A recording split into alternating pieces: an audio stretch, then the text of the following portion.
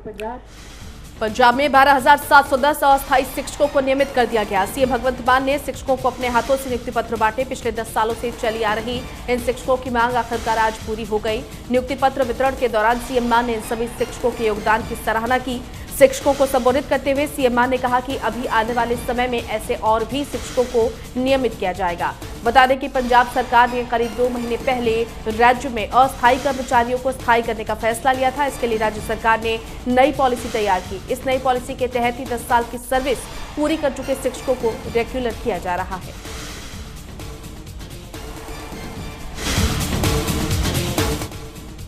CM भगवंत मान ने चंडीगढ़ में आयोजित एक कार्यक्रम के दौरान शिक्षकों को नियमित होने का नियुक्ति पत्र दिया। कई वर्षों तक अनियमित होकर शिक्षा के क्षेत्र में अपना योगदान देने वाले शिक्षक खुद की नियमित नियुक्ति पर भावुक हो गए। नियुक्ति पत्र वितरण समारोह के दौरान नियमित होने की खुशी शिक्षकों के चेहरों पर साफ साफ देखी जा सकती थी।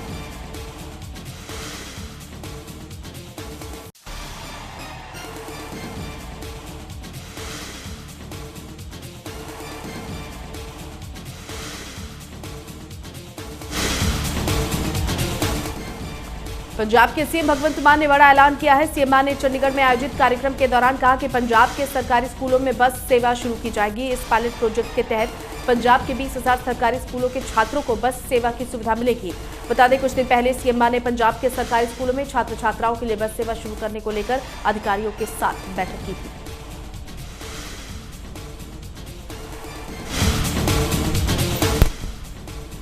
पंजाब के कैबिनेट मंत्री डॉक्टर बलबीर सिंह ने समराला में बैडमिंटन अकादमी की ओर से आयोजित चैंपियनशिप कार्यक्रम में शिरकत की। इस दौरान उन्होंने कहा कि पंजाब सरकार की ओर से राज्य में खेल और संस्कृति विकसित करने के लिए कई बड़े प्रयास किए जा रहे हैं। साथ ही उन्होंने एक बार फिर दोहराया कि राज्य सरकार हमारे स्वतंत्रता सेनानियों के सपनों को साकार करने और रंगला पंजाब बनाने के लिए प्रतिबद्ध है। उन्होंने कहा राज्य में प्रतिभा की कोई कमी नहीं है, लेकिन समय की मांग है कि खिलाड़ियों को बेहतर बुनियादी ढांचे और सुविधाओं की जरूरत है, जिसे राज्य सरकार सुनिश्चित कर रही है। उन्होंने कहा कि युवाओं को खेलों से जोड़कर राज्य से युवाओं में नशे की लत को भी खत्म किया जा सकता है।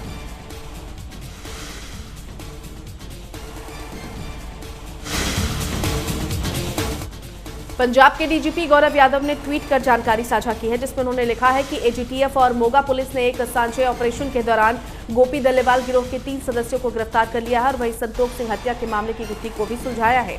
गोपी एक घोषित अपराधी है और उसके खिलाफ 12 से अधिक आपराधिक मामले दर्ज हैं। जांच में यह भी सामने आया है कि गुरप्रीत सिंह उर्फ गोपी दल्लेवालिया और गौरव शर्मा उर्फ गोरू बच्चा हत्या के पीछे के मास्टरमाइंड है। गिरफ्तार किए गए गिरोह से 3 पिस्तौल, 10 जिंदा कारतूस बरामद हुए हैं और अन्य फरार आरोपियों की गिरफ्तारी के लिए भी छापेमारी की जा रही है।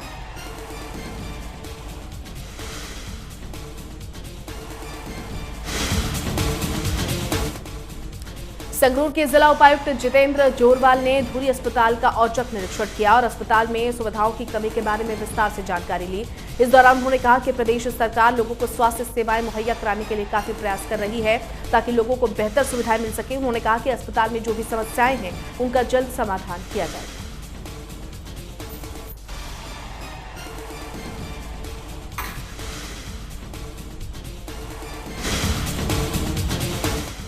पंजाब के मुख्यमंत्री भगवंत मान ने नियमित हुए अध्यापकों को नियुक्ति पत्र सौंपे। दीनानगर में वर्चुअली नियुक्ति पत्र वितरण कार्यक्रम का आयोजन किया गया था, जिसमें आम आदमी पार्टी के हल्का इंचार्ज शमशेर सिंह ने सरकारी स्कूल में अध्यापकों को नियुक्ति पत्र दिए। इस कार्यक्रम में 68 अध्यापकों को ये पत्र सौंपे गए। इस दौरान नियमित हुए शिक्षकों ने खुशी जताई और प्रदेश सरकार का धन्यवाद किया।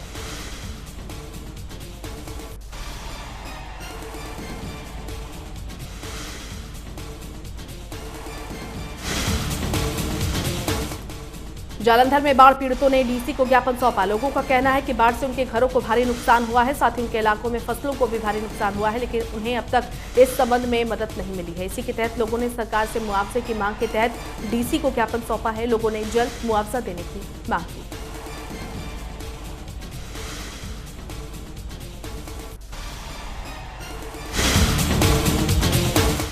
कोटकपूरा के प्रेमनगर में प्रदूषित पानी की निकासी न होने से नाराज लोगों ने बत्तियावाला चौक पर जोरदार प्रदर्शन किया। इस दौरान लोगों ने कहा कि वो प्रशासन से कई दिनों से पीने के साफ पानी को उपलब्ध कराने और गंदे पानी की निकासी का प्रबंध करने की मांग कर रहे हैं, लेकिन प्रशासन उनकी सुनवाई नहीं कर रहा, जिस वजह से उन्होंने प्रदर्शन का रास्ता अपनाया है। उन्होंने प्रशासन से समस्याओं के जल्द समाधान की मांग की है।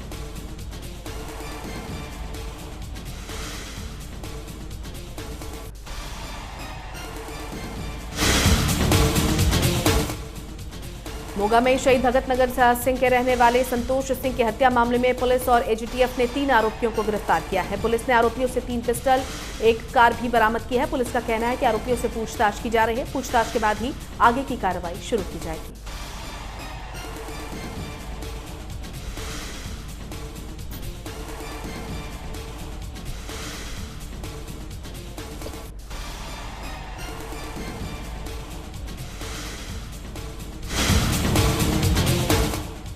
जम्मू कश्मीर में लगातार हो रही भारी बारिश के चलते पठानकोट जम्मू हाईवे पर बने ब्रिज को भारी नुकसान हुआ, जिससे नेशनल हाईवे NH 44 पर लंबा जाम लग गया। हाईवे पर वाहनों की लंबी कतार लगने से लोगों को भारी मुश्किलों का सामना करना पड़ा। इस स्थिति को देखते हुए पुलिस की ओर से रोड को डायवर्ट किया गया। लोगों ने कहा है कि वो पिछले 2 दिनों से जाम में फंसे हुए हैं और प्रशासन की ओर से कोई प्रबंध नहीं किए गए।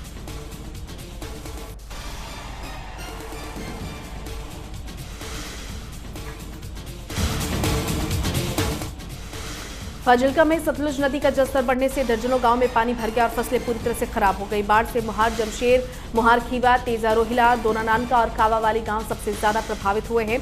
बाढ़ का पानी खेतों से घरों में भी घुस आया है और ग्राम निवासियों ने प्रशासन पर आरोप लगाते हुए कहा है कि कोई भी प्रशासनिक अधिकारी उनकी मदद के लिए नहीं आया और न ही उन्हें कोई राशन या पशुओं का चारा मुहैया करवाया गया है। उन्होंने प्रशासन से मांग की है कि जल्द से जल्द उन्हें सहायता दी जाए।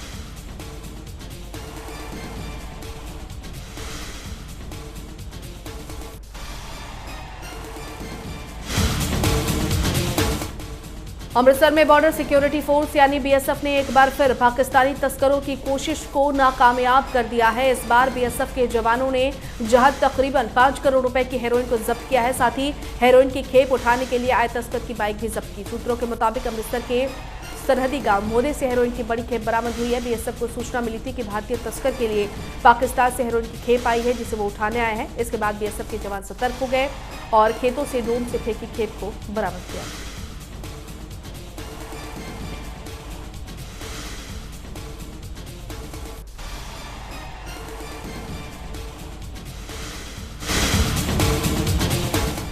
बठिंडा के मोड़ मंडी में बीती देर रात ज्वेलरी की बंद दुकान पर फायरिंग की गई। गैंगस्टर हैरी मोड़ द्वारा लगातार फोन कर दुकान के मालिक से 25 लाख रुपए की फिरौती की मांग की जा रही थी। गुरुवार देर रात जब ज्वेलर के मालिक गुरसेवक सिंह दुकान बंद करके गए तो बंद पड़ी दुकान के शटर पर एक युवक ने फायरिंग की, जिससे दुकान में रखे कांच के सामान को काफी नुकसान हुआ।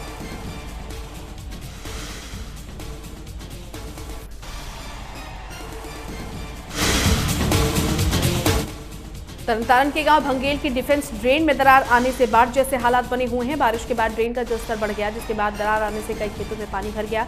जलभराव की वजह से यहां की सड़कें भी दरिया में तब्दील हो चुकी हैं। जलभराव की वजह से परेशान लोगों ने मदद के लिए अब प्रशासन से गुहार लगाई है। लोगों का ये भी कहना है कि बाढ़ जैसे हालात के बावजूद भी प्रशासन की ओर से कोई अधिकारी हालात का जायजा लेने अभी तक नहीं पहुंचा।